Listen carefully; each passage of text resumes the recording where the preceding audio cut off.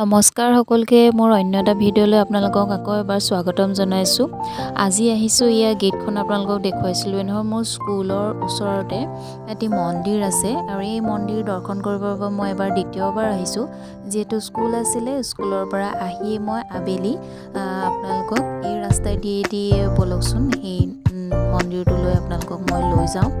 এনেদৰে স্কুলৰ পৰা আমাৰ বেছি দূৰ নহয় আৰু মেইন ৰাস্তাৰ পৰা অলপ সোমাই আহিব লাগে আৰু এনেকৈ ৰাস্তাত আহি থাকোঁতে বহুত দিনৰ মূৰত এটা গাঁৱলীয়া দৃশ্য দেখিলোঁ। চাওকচোন, ছবি এয়া জাকৈ কঁকালত খালৈ বান্ধি আহি তেওঁলোকে মাছ মাৰি আহিছে আৰু এয়া চাওক, এনেদৰে এইফালেদি আহি এইখন মেইন গেট এখন আছে। মেইন গেটখনেদি সোমাই আমি যিটো মন্দিৰলৈ আপোনালোকক আনিছোঁ, এয়া চাওক শ্ৰী শ্ৰী মা দুৰ্গা মন্দিৰ। ইয়াতে লিখা আছে চাইলা মন্দিৰ বুলি আৰু ইমান ধুনীয়া পৰিৱেশটো আপোনালোকে এবাৰ চাওকচোন, গছ গছনিৰে ভৰা।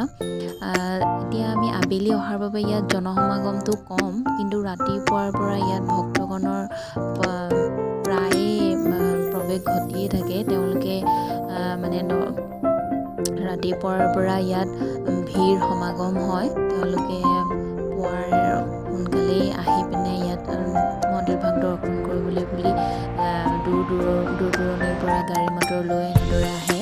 আৰু যিহেতু মোৰ ৰুমো ইয়াতে, মই প্ৰায়ে নিজেই দেখিয়ে থাকোঁ তেওঁলোকক অহা যোৱা কৰি থকা।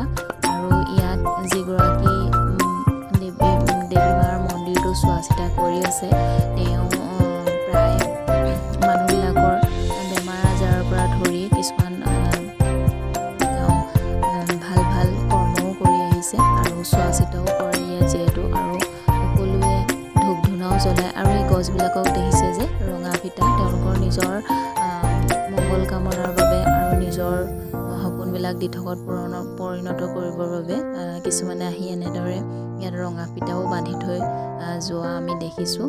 আৰু এয়া চাওক, প্ৰথমেই মন্দিৰভাগ এয়া এনেকৈ সোমাই গৈ মূল ভাগ ভিতৰত আছে। আৰু যিহেতু তেওঁলোকে 4টা বজাৰ পিছত গেট লক কৰি দিয়ে আৰু এইজন যে দেখিছে, এইজনেই হৈছে যিজন আমি মন্দিৰজনাৰ নাম চাইলা বুলি কৈছোঁ আৰু এওঁৰ নাম চাইলা আছিলে, সেইবাবে এই মন্দিৰজনাৰ নামো চাইলা মন্দিৰেই ৰখা হ'ল। আৰু এয়া চাওক, এয়া মূল দুৱাৰেদি সোমাই মই এটা ভিডিঅ' ক্লিপছ লৈছিলোঁ। এয়া ভিতৰত এনেদৰে কাম কৰি এয়া আছে। এইগৰাকী মহিলাই চোৱা চিতা কৰে সকলোবিলাক।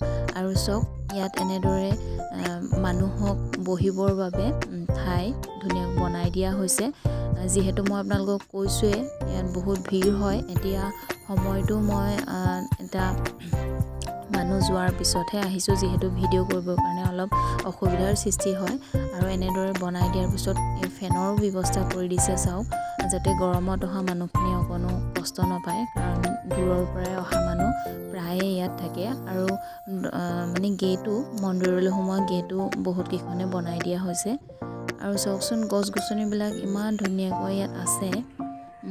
এয়া চাওক, বাহিৰতো তেওঁলোকে এনেকৈ ইয়াত যজ্ঞ তেওঁলোকে পাতে বুলি মোক কৈছিলে। আৰু ইয়াত এয়া চাওক, দুৰ্গা মাৰ ফটো এনেদৰে আঁৰি থোৱা আছে। ভক্তগণে ইয়াতো আহি ধূপ ধূনা জ্বলাইহি। চাওকচোন, মই আপোনালোকক সকলোবিলাক মোৰ ভিডিঅ'ৰ দ্বাৰা দেখুৱাবলৈ যত্ন কৰিছোঁ। কিমান পাৰিছোঁ নাজানো, কিন্তু ময়ো যিহেতু অহা ইয়ালৈ ইমান পুৰণা হোৱা নাই, তথাপিতো মই আপোনালোকক দেখুৱাবলৈ বিচাৰিছোঁ। এয়া চাওক, ৱালবিলাকত এনেদৰে ভগৱানৰ ফটো আঁৰি থোৱা আছে। আৰু মই আপোনালোকক এবাৰ পিছফালটো দেখুৱাম। আপোনালোকেও জানে, দেওপানী মন্দিৰত এনেদৰে গছবিলাকত ফিটা বন্ধা হয়। আৰু ইয়াতো মই সেইটোৱে একেই দেখিছোঁ, ডাঙৰ এজোপা আহঁত গছ আৰু এই গছৰ তলতে শিৱ বাবাৰ ফটো ধুনীয়াকৈ আঁৰি থোৱা হৈছে। আৰু এইবিলাক মই তেওঁক সোধাৰ মতে বহুসকলে এই মূৰ্তিবিলাক ইয়াত দানো দিয়ে, আৰু কাৰোবাৰ যদি কিবা সপোন পূৰণ হয় ইয়াত তেনেদৰে তেওঁলোকে দি থৈ যায়। এয়া চাওক, গছত প্ৰায় ফিটা বন্ধা আছে, ৰঙা ফিটা। আৰু বহু মানুহে আহি তেওঁৰ মুখেদিয়ে গম পাইছোঁ খুলি থৈও যায়হি। আৰু পিছফালে এখন ডাঙৰ এখন চেগুনৰ বাৰী আছে, আপোনালোকে দেখিছেই। মানে ভাল লগা চৰাইৰ মাতো শুনি আছিলোঁ। মই আপোনালোকক এতিয়া যিহেতু ভইচ ৰেকৰ্ডিং দিছোঁ সেইবাবে সেইখিনি শুনাব পৰা নাই। এয়া চাওক পিছফালটো এনেদৰে পৰিষ্কাৰভাৱে তেওঁলোকে ৰাখিছে আৰু কাম কৰা মানুহ ইয়াত যথেষ্টই আছিলে। এতিয়া আবেলি হৈ গ'ল কাৰণে তেওঁলোক ঘৰলৈ গুচি গ'লগৈ। এই কুঁৱাৰ দ্বাৰাই মটৰ ছিষ্টেম কৰি দিয়া হৈছে আৰু ইয়াৰ পৰাই পানীখিনি যোগান ধৰা হয় মন্দিৰৰ মানুহবিলাক আহিলে ভৰি হাত ধোৱা বা ইয়াত যিখিনি কৰ্মৰত থাকে তেওঁলোকে স্নান কৰাৰ বাবে। আৰু এয়া চাওক আগফালৰ পৰা মই আপোনাক দেখুৱাই দিছোঁ গছজোপা চাওক ইমান ধুনীয়া। এই আবেলিৰ সময়খনৰ ৰ'দটো গছৰ পাতত পৰি ধুনীয়া এটা জিলিঙনি গছত পৰিছে। আৰু এয়া চাওক শিৱ বাবাৰ এনেকৈ ইয়াত মূৰ্তি বনাই দিয়া হৈছে আৰু দুৰ্গা মা, শিৱ বাবা, পাৰ্বতী আৰু এইকেইটা যে দেখিছে তাতে ধূপ জ্বলোৱা হয়। কিবা এটা ভাল লগা ন মনোমোহা পৰিৱেশটো চাওকচোন। এয়া মই আগফালৰ পৰা আপোনালোকক এবাৰ দেখুৱাই দিছোঁ ধুনীয়াকৈ মন্দিৰ জনা। এয়া চব গছৰ আমি এজন ভক্তৰ দ্বাৰা চাইলা মন্দিৰৰ বিষয়ে কিছু জানো আহক। তেওঁ প্ৰায়ে আজি আহি থকা এবছৰে হ'ল। ছাৰ আপোনাৰ মুখেদি কিছুমান কথা জানিব বিচাৰিছোঁ। नमस्ते, मैं यहाँ पिछले 1.5 साल से आ रहा हूँ जब समय मिलता है। तो मुझे यहाँ आने के बाद एक असीम शांति की अनुभूति हुई है।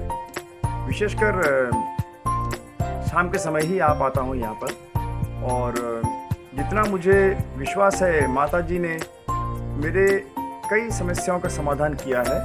ये उनके ऊपर मेरा भरोसा है, विश्वास है। और माता जी जो भी करती हैं अपने मन से करती हैं और सिर्फ मैं ही नहीं कई और लोग भी यहाँ आते हैं। यहाँ तो कभी कभी बहुत लंबी कतार नज़र आती हैं, मतलब हम अपनी जगह बना ही नहीं पाते हैं। मगर ছাৰ ইয়াত মানে আপোনাৰ ৰাতিপুৱাৰ পৰা চোৱা চিতাও চলে নেকি?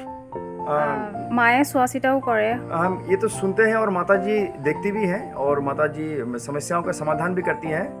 और कई लोग आते हैं यहाँ, धर्म की कोई बात नहीं है, ये अपने विश्वास के ऊपर आते हैं। और कई लोगों ने ऐसा मैंने समझा है कि कई लोगों की समस्याओं का समाधान हुआ है और मैंने भी अपनी कई समस्याओं का समाधान माता जी के आशीर्वाद से किया है। और कुछ भी हो या ना हो यहाँ पर धूप बत्ती जलाने हम लोग आते हैं और प्राय कई लोग आते हैं, विश्वास है। মানে মন্দিৰৰ পৰিৱেশটো বহুত ধুনীয়া হয় আৰু আহিলে আমাৰ মনবিলাক শান্ত হয় ইয়াত। সেইবাবে আজি আবেলি সময়টো আপোনালোকক মই এবাৰ দেখাব বিচাৰিছোঁ। বহুত ধুনীয়া এটা পৰিৱেশ হয়। আৰু ছাৰ আৰু যদি আপোনাৰ মনত বিশেষ কথা আছে আপুনি ক'ব পাৰে। नहीं, मैं तो कहता हूँ कि आप सब भी जिन्होंने यहाँ कभी कदम नहीं रखा है एक बार ज़रूर आएँ और कुछ हो या ना हो कम से कम देवी माँ के सामने बैठकर